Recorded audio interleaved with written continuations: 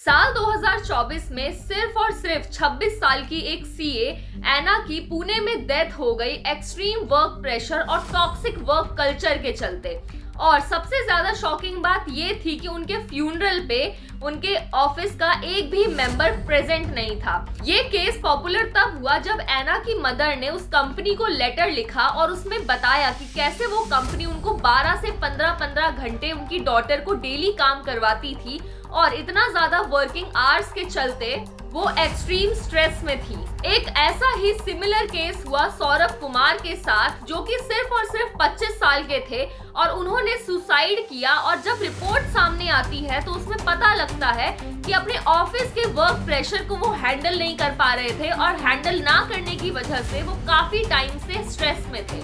एक तो हमारी कंट्री में से ऐसे ऐसे केसेस सामने आ रहे हैं और दूसरी तरफ हमारे ही कंट्री के बिलियनर्स ये कहते हैं कि इंडियन यूथ को 70 घंटे तक एक वीक में काम करने की जरूरत है अगर इंडिया को एक डेवलप्ड कंट्री बनाना है। तो इंडिया पूरे वर्ल्ड में सेकंड रैंक पर आता है अपने यूथ्स को, अपने एम्प्लॉयज को ओवरवर्क कराने के मामले में या फिर एक्सटेंडेड वर्क आवर्स के मामले में। रिपोर्ट्स के अकॉर्डिंग 51% इंडियन वर्कफोर्स ऐसी है जो कि 49 या 49 आवर्स से ज्यादा काम करती है पर वीक।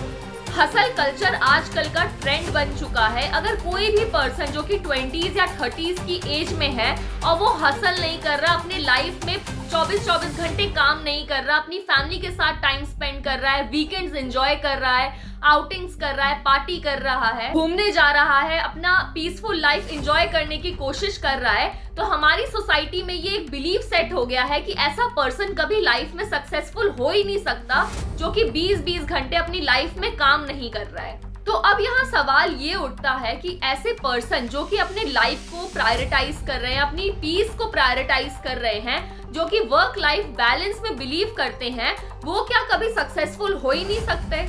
क्या हसल के बिना कोई भी कभी सक्सेसफुल हो ही नहीं सकता? या ये हसल करने वाली मेंटालिटी इस चीज पे वर्क कर रही है कि ह्यूमन का किस तरीके से एक्सप्लॉयटेशन करवाया जा सके? इंडिया में शुरू से बच्चों को एक बात समझाई जाती है कि अच्छे से पढ़ाई लिखाई करो, एक अच्छी जॉब लो और एक अच्छी जॉब लेने के बाद आपकी लाइफ जो होती है वो सेट हो जाती है। लेकिन यहाँ पे सवाल ये उठता है कि क्या जॉब लेने के बाद लाइफ एक्चुअली में सेट हो जाती है या फिर यहाँ से एक नया फेज शुरू होता है एक टॉक्सिक वर्क कल्चर का? इंडिया में आजकल हसल वर्ड जो है वो काफी ज्यादा पॉपुलर हो रहा है। सोना एक तरीके से कमजोर इंसान की निशानी मानी जा रही है, रेस्ट करना एक तरीके से कमजोर इंसान की निशानी मानी जा रही है और ऐसा एक बिलीव बना लिया है कि जो इंसान रेस्ट कर रहा है, संडे को, वीकेंड्स को एंजॉय कर रहा है, वो लाइफ में कुछ कर ही नहीं सकता है। लोगों को मजबूर किया जाता है 16 घंटे काम करने के लिए और अगर कोई 8-9 घंटे काम करके अपने घर जाना चाहता है तो उसको लेजी कंसीडर कर देते हैं कि तुमसे कुछ भी नहीं होगा, तुम तो लेजी हो, तुम वीक हो, तुम काम ही नहीं कर सकते हो।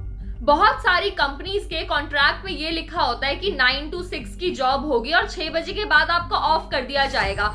लेकिन कोई बहुत रेयर ऐसी कंपनीज होंगी जो कि इस कॉन्ट्रैक्ट को फॉलो करती हैं। मेजॉरिटी ऑफ कंपनीज में, मेजॉरिटी ऑफ कॉर्पोरेट कंपनीज में यही हाल है कि वहां के एम्प्लॉयज को ओवरवर्क करवाया जाता है और बहुत सारी कंपनीज ऐसी है कि इस ओवरटाइम वर्क का कोई भी एडिशनल पेमेंट नहीं करती अपने एम्प्लॉय को। पेमेंट तो छोड़ो, यहाँ पे इनको थैंक यू तक नहीं बोलती है और फिर वापस से रूड एटीट्यूड शो करते हैं अपने ही एम्प्लॉयज को कि कोई एहसान नहीं किया है, आप इस कंपनी के पार्ट हो, आपकी रिस्पॉन्सिबिलिटी बनती है कि आप ओवरटाइम करो कंपनी के प्रॉफिट के लिए। अगर एक कंपनी अपना प्रॉफिट देख रही है तो उसी कंपनी में काम करने वाला एम्प्लॉय अपना टाइम क्यों नहीं देखेगा? 22-23 साल के बच्चे जो कि अभी अभी कॉलेज से निकले हैं और जिन्होंने एज अ फ्रेशर किसी कंपनी को ज्वाइन किया है, उनसे भी 12-12, 14-14 घंटे काम करवाते हैं।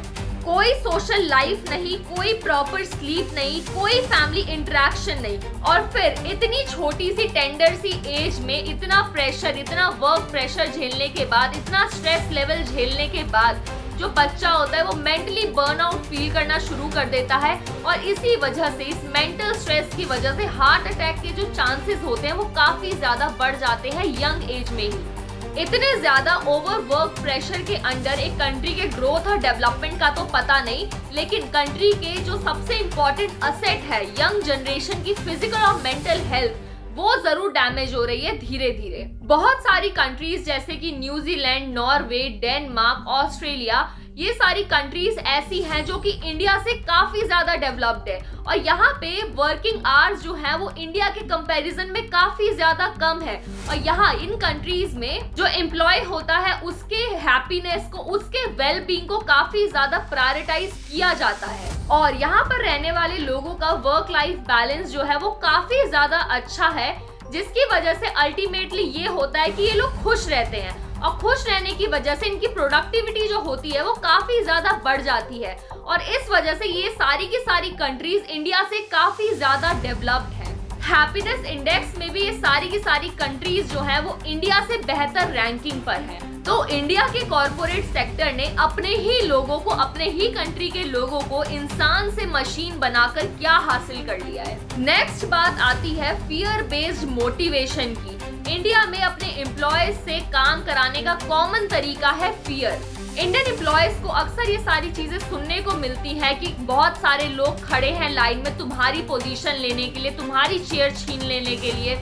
अगर वर्क इम्प्रूव नहीं किया तो तुमको रिप्लेस कर देंगे, अगर ओवर टाइम नहीं किया तो तुमको फायर कर देंगे। इस टाइप का वर्क एनवायरनमेंट एम्प्लॉयज को प्रोडक्टिव नहीं बल्कि काफी ज्यादा एंजियस और स्ट्रेसफुल बना देता है।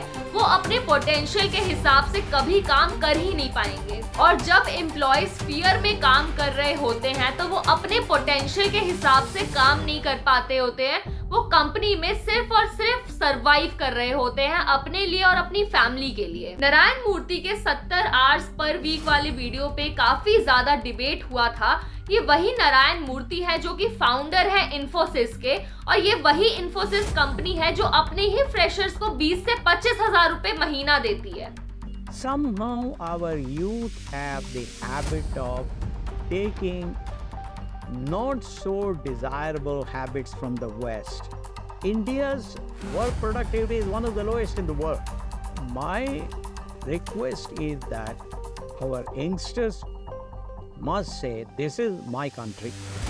I want to work 70 hours a week. You know, this is exactly what Germans and Japanese did after the Second World War. और इतनी कम सैलरी में ये बिलियनर्स ये चाहते हैं कि इनके एम्प्लॉयज 15-15 घंटे इनकी ऑफिस के लिए काम करें, इनकी कंपनी के लिए काम करें और इसके बाद ये ऑफिस की पॉलिटिक्स भी झेले और बॉस के ताने भी झेले। आप समझ पा रहे होंगे कि इंडिया में एक एवरेज कॉर्पोरेट एम्प्लॉय की क्या हालत है, कितना स्ट्रेसफुल इनका लाइफ है। हसल करना गलत नहीं है, हार्डवर्क करना गलत नहीं है, अपने एम्बिशन के लिए वर्क करना गलत नहीं है, लेकिन जब आपके हार्डवर्क और अपनी सेल्फ डिस्ट्रक्शन के बीच की जो लाइन होती है वो ब्लर हो जाती है, तब ये जो हसल होती है ये कहीं ना कहीं एक्सप्लॉयटेशन का रूप ले लेती है। अगर आप किसी कंपनी में ओवरटाइम कर रहे हो और उस ओवरटाइम की वो कंपनी आपको पेमेंट कर रही है तो कोई गलत बात नहीं है, आप कर सकते हो। अपने सपनों के लिए आप हार्डवर्क कर रहे हो, आप हसल कर रहे हो, आप कर सकते हो क्योंकि उसमें आपका मन है, आपकी खुशी है। लेकिन ये बात गलत है कि कोई अपने कंपनी के ग्रोथ के लिए, अपने प्रॉफिट के लिए अपने एम्प्लॉय से 14-14 घंटे, 15-15 घंटे एक दिन में काम करवाए। और यहाँ पे इससे भी ज्यादा गलत ये है कि आपकी मेहनत का आपको कोई रिवॉर्ड भी ना मिले, आपको किसी तरीके की कोई पेमेंट भी ना मिले। अपनी बाउंड्रीज को सेट करके रखना काफी ज्यादा इम्पोर्टेंट है क्योंकि ऑफिस का टाइम जो होता है वो ऑफिस का होना चाहिए और आपका पर्सनल टाइम, पर्सनल स्पेस आपका पर्सनल टाइम होना चाहिए। हर इट्स अर्जेंट वाला मैसेज जो आप कंपनी से रिसीव करते हो, जरूरी नहीं है कि वो हर एक मैसेज अर्जेंट ही हो। हर अर्जेंट मैसेज जो होता है वो एक्चुअली में अर्जेंट नहीं होता है। ये चीज समझने की काफी ज्यादा जरूरत है। वर्क करना है तो अपने स्किल्स को अपग्रेड करो, उसको इम्प्रूव करो क्योंकि जब आपके पास एक अच्छी स्किल होती है तो आप बहुत इजीली एक टॉक्सिक वर्क एनवायरनमेंट से खुद को निकालकर किसी और कंपनी को ज्वाइन कर सकते हो। याद रखो कि आपकी कंपनी आपको रिप्लेस कर सकती है लेकिन आपकी फैमिली आपको रिप्लेस कभी नहीं कर सकती है। आपकी फैमिली के लिए आप काफी ज्यादा इम्पोर्टेंट हो। इस वजह से अपने पीस के लिए स्टैंड लेना, अपनी डिग्निटी के लिए स्टैंड लेना गलत नहीं है, सेल्फिश नहीं है, ये एक नेसेसरी स्टेप है। तो अगर ये वीडियो आपको अच्छी लगी होगी तो प्लीज लाइक और सब्सक्राइब कर देना। तब तक के लिए see you in the next video.